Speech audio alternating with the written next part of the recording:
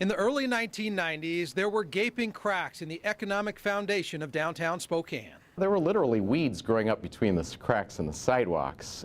We were seeing retailers closing on Riverside in particular. Watching the then sort of slow decline and erosion of the vitality of downtown, seeing that happen, and then being in a position where working commercial real estate in the mid-'80s, really starting to see the effect of vacancies and crime and other things starting to be a bigger factor downtown, really meant that I had to roll up the sleeves and get involved and try to make a change. Pennies and the Crescent gone.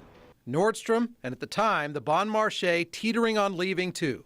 It was clear that we were in a crisis moment, and you couldn't sit on the sidelines. It was obvious looking at communities our size around the country.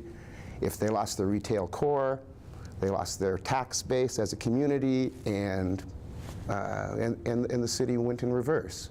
So we had to do something serious. Gangs at the time fighting over territory in the heart of downtown, drug deals near railroad tracks. It took vision, courage, and a campaign for change by the Downtown Action Committee in the late 80s, early 90s, and it wasn't easy.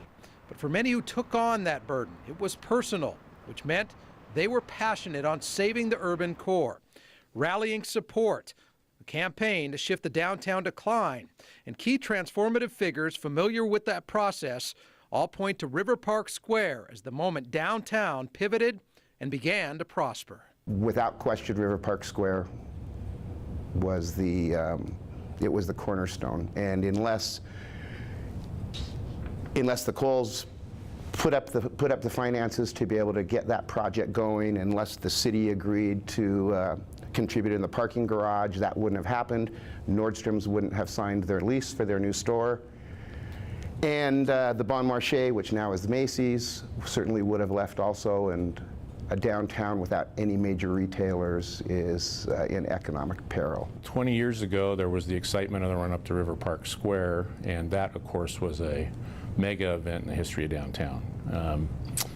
And so we saw the salvation of retail, and then the building upon that. Things like the Davenport came as a result of that. Transformative, timely, and the tip of the iceberg for Spokane's turnaround. Without River Park Square, Walt Worley's very vocal, there would have been no Davenport. And without the Davenport, there wouldn't have been the West First and the salvation of the Fox. And so you have to really go to River Park Square as the key element of that, but you just look around at all of them, they're all amazing. The financial spark which lit the flame we see burning in the vibrancy of today's downtown core. It's such a cascading effect. You know, once you get people who love to shop downtown, be entertained downtown, that helps foster an environment for more restaurants.